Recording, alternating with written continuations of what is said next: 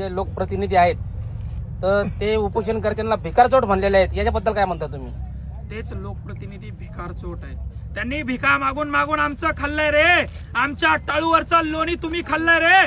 काय तुम्ही केळं विकत होते म्हणला ना, काय तुम्ही सरपंच होते म्हणला ना, मग कुठून आल्या रे एवढाले बंगले, एवढाल्या प्रॉपर्ट्या तुमच्याकडं? कुठून आल्या रे एवढ्या गाड्या तुमच्याकडं? तुमचे पोरं रे इंडिवर फॉर्च्युनर मध्ये फिरता रे. तुमच्या पोरी आमदार झाले रे, तुमचे पोरं नगराध्यक्ष झाले रे. भिकार चोटांनो, आमच्या शेतकऱ्याच्या टाळूवरचा लोणी खाऊन खाऊन मोठे झाले पोचलेत तुम्ही. कुठं फेडणार एवढा मोठा पाप तुम्ही? आमच्या हक्काचा आमच्या सरकारनं दिलेला आमच्यापर्यंत पोहोचू देत नाही. सर्वात मोठे भिकार चोट तुम्ही अधिकारी आणि तुम्ही लोकप्रतिनिधीतल्यात. घाबरू नका यांना. लोकशाही आई घाबरण्यासाठीच का छत्रपती शिवाजी महाराजांनी हे राज्य उभं केलं रे? आपल्या मावळ्यांनी रक्त सांडलं यांना घाबरण्यासाठी.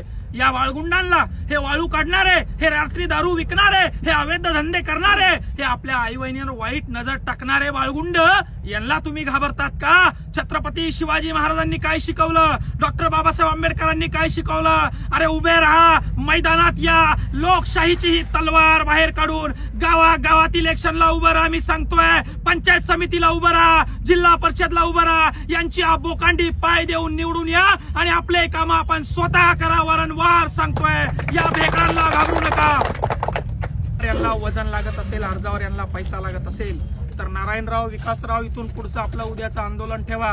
हे सगळे शेतकरी तरुण पोरं सोबत घ्या, नागडं व्हा, हातामध्ये भिकारी व्हा, हातामध्ये भगुने घ्या. मध्ये या अधिकाऱ्यांना भीक मागून या अधिकाऱ्यांना पैसे द्या. यांना अतिरिक्तचे पैसे जर काही मागत असेल तर शेतकऱ्यांना जाग्यावर तिथं नागडं व्हा आणि त्याचा लाईव्ह करा. पूर्ण महाराष्ट्राला, त्याच्या पाहुण्या रावळ्याला बघू द्या, त्याच्या बायकोला बघू द्या, त्याच्या लेकराला बघू द्या की तू जो तो सकाळी खातोय, तुझ्या गाडीत एसीत फिरतोय, तुझ्या बंगल्यात राहतोय, तो आमचा गोर गरीब कष्टकऱ्यांनी इमानदारीने इमान इतबाऱ्याने कमावलेला तो पैसा आहे आणि आम्ही तुझ्या बापाला भीक देतो आणि तुझ्या लेकरांना पोचतोय, तुझं शिक्षण करतोय.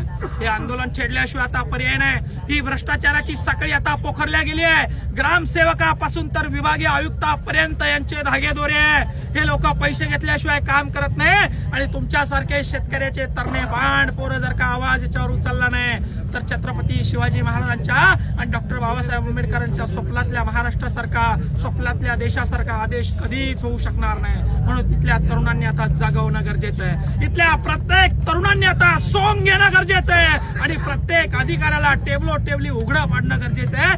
तरच ही व्यवस्था बदलेल असं मला वाटतं. तर नागडं होऊन भीक मागून यांना, या अधिकाऱ्यांना आम्ही पैसे देणार आहे, लाईव्ह करून पैसे यांना देणार आहे. आता यांची लाज या अधिकाऱ्यांची यांनी सांभाळावी. एवढं 30-30, 40-40, 25-25, 10-10, 15-15 वर्ष ड्युटी केली.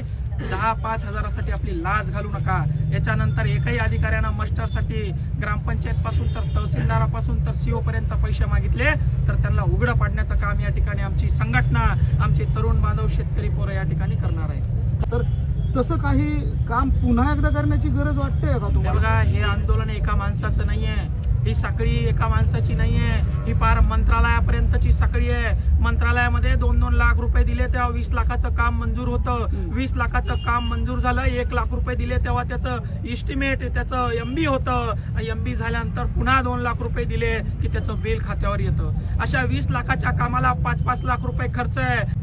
आणि म्हणून ही साखळी तोडायची असेल तर एकदम पेटून उठावं लागेल. छत्रपती शिवाजी महाराजांनी जसा उद्रेक केला, छत्रपती शिवाजी महाराजांनी जसा विद्रोह केला, जसा डॉक्टर बाबासाहेब आंबेडकरांनी विद्रोह केला, जसा भगतसिंगांनी विद्रोह केला, इथल्या प्रत्येक शेतकऱ्याच्या तरुणाला तो विद्रोह करावा लागेल. तरच यांची मुस्कटदाबी होऊ शकते.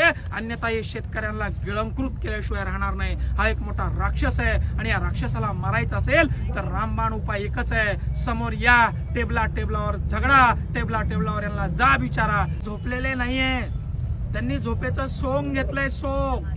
आणि झोपेचं सोंग घेणाऱ्या माणसाला आपल्याला सोंग घेऊनच उठवावं लागतं. म्हणून हे सोंग आम्ही या ठिकाणी घेतलेलं आहे. आता ते झोपायची हिमाकत पुन्हा करणार नाही. आता जर का त्यांनी झोपाची हिमाकत केली तर त्यांच्या वरिष्ठांच्या, अधिकाऱ्यांच्या बंगल्यामध्ये, घरांमध्ये हे सोंग आम्ही घेऊन जाणार आहोत. इथल्या माजी खासदारांनी हे कार्य केलं असेल, हे कार्य करत असताना एखाद्या समाजावर अन्याय झाला असेल म्हणून त्यांचा टांगा पडती घोडे फरार या नगर परिषदला मला वाटतं या जनतेने केलेला आहे. तेच कारण आहे. हे केलेलं असताना ही हार लोकसभेची हार, ही विधान परिषदेची हार झाली असताना हा बाबा काय म्हणतो ऐकलं का तुम्ही?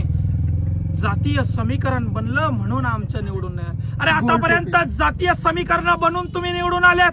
आतापर्यंत मराठ्यांना, या दलितांना, या गोरगरिबांना, या कष्टकऱ्यांना शिव्या देऊन तुम्ही तुमच्या सत्ता स्थापन केल्यात.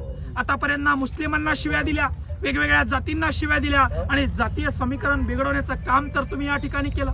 तुम्ही आमच्या समाजाचे आंदोलन करणाऱ्या नेत्याला काय काय वाकडा बोलला.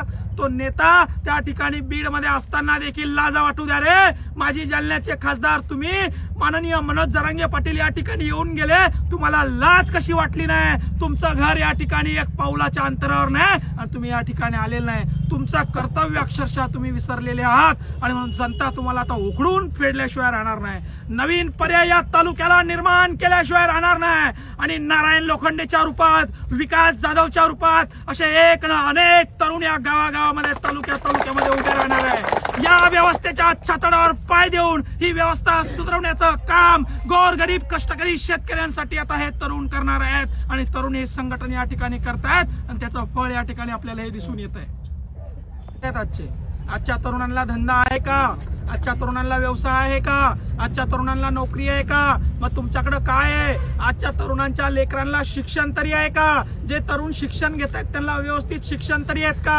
अरे तुमच्या शाळेच्या इमारती तरी नीट आहे का? तुमच्या शाळेत पिण्यासाठी व्यवस्थित पाणी तरी आहेत का? तुम्हाला रस्ते येण्या जाण्यासाठी नीट आहेत का? नाही ना. मग काय राहिलंय तुमच्याकडं?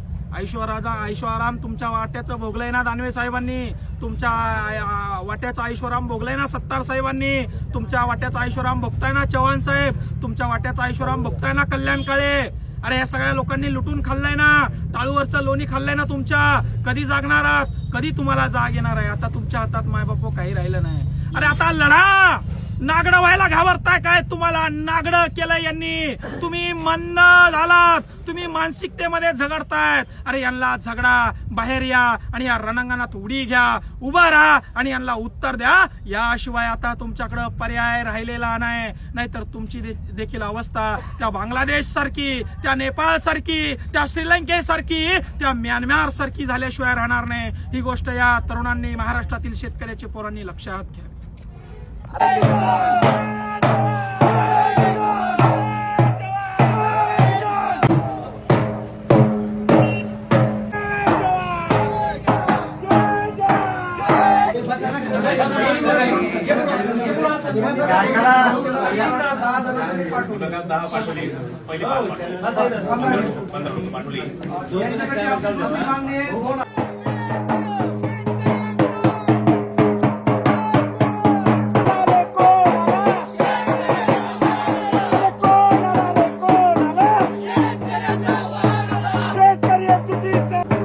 शेतकरी